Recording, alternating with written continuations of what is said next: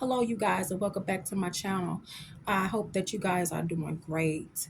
To everyone that has subscribed already, I appreciate you for subscribing and looking at my videos. I appreciate every last one of you. If you haven't subscribed already, when you get done cleaning up your subscribe count, come back to me and add me. Subscribe to me.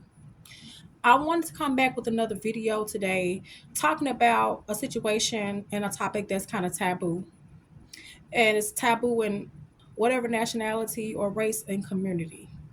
It's talking about healing your inner child. A lot of us don't like to talk about stuff like that. A lot of people are not good at being vulnerable and opening up to their past and opening up to what makes them the person that they are today. Nobody's gonna have a sign or poster on their chest saying, hey, the reason why I can't be a good friend, or the reason why I can't be a good coworker, or the reason why I can't be a good lover is because of this and that and the third. Ain't nobody gonna come and talk to you about stuff like that. So that's why this topic, healing your inner child, is very important. Now, we all have an inner child, whether it's good, because you can have a healthy inner child. It makes your vulnerability come out. You have better, long lasting friendships, partnerships, and relationships with a healthy inner child. But healing an inner child that is torn and you're pretty much considered damaged goods, it takes a lot of work to do. And it doesn't necessarily have to stem from trauma or abuse or neglect. It can be different for different people, different situations and different people. So you can't just chalk it up to abuse and neglect or anything like that.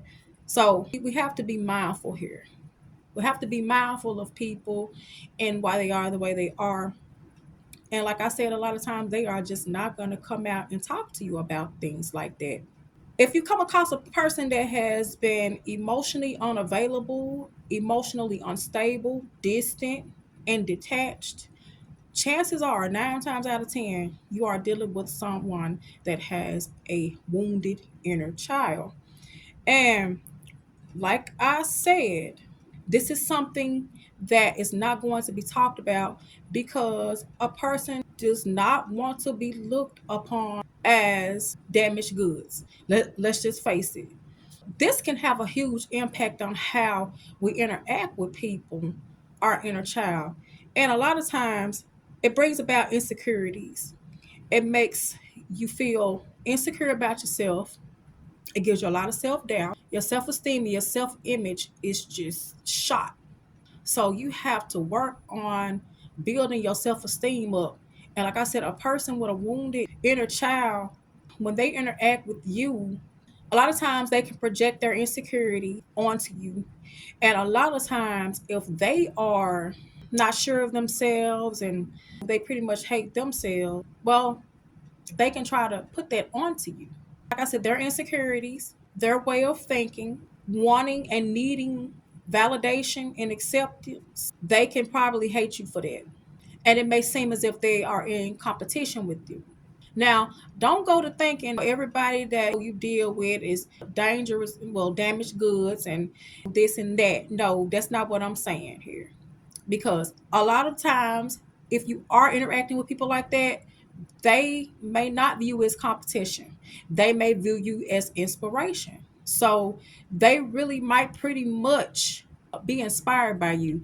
And we are all in people's lives for one reason or the other. So you just have to use discernment on whether or not you should be in certain people's lives, because some people can drain your energy and your life force. Some people are in our lives for a reason, some people are in our lives for a season, and vice versa. So, like I said, you just have to use discernment with who to stick with and who not to stick with.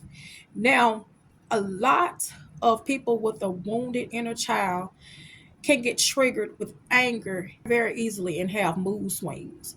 Mood swings are different emotions that we go to back and forth. Anger is a symptom of mood swings. So that is two totally different things. But listen to this. When a person that has a inner wounded child is arguing with you or trying to make a point or trying to interact with you in any kind of way, sometimes they can operate from an emotional standpoint, and they are not even meaning to do this. But when they are making decisions, they are operating from a logical standpoint, if that makes any sense. This comes from seeking validation and seeking acceptance that they did not get before, whenever they were going through what they were going through. And if they were going through any type of trauma, when you're going through trauma and abuse, your body and your brain detaches itself from one another. So when you're trying to interact later on in life, the brain doesn't know how to connect itself back to the body. So all of those emotions are spewing out. This is why they are acting this way. Now, like I said, they are looking for you to validate them and to help them grow. You should not do this. This is not the best thing to do. You should let them learn from their mistakes. A lot of times, a wounded inner child can have you suffering from PTSD, anxiety, stress, and a lot of times some people have to take medication for that. There is just no way around it.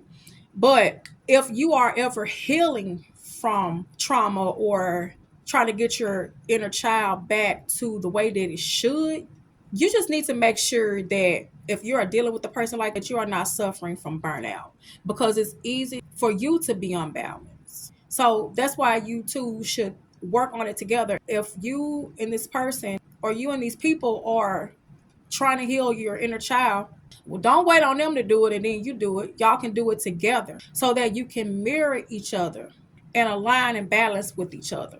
So you really want to be able to understand one another. Now, to get your inner child healthy and in a place where it should be operating from, when you are interacting with people or they are interacting with you, be slow to speak and quick to listen. It will keep a lot of misunderstandings at bay. You'll be able to hear each other better, and you'll be able to communicate with each other a lot better. And you'll also be able to hear each other when you're not speaking or talking. So that could be a great thing. And also, just being each other's support system and being there for one another. That can always help. Healing your inner child, this can help your self esteem, help you have compassion, okay? And loyalty for others. But you just have to be mindful. Also, I always say this in all of my videos, no matter what it is: sleep, exercise, eating right, meditating, and praying is always the go to thing for whatever type of thing you are going through.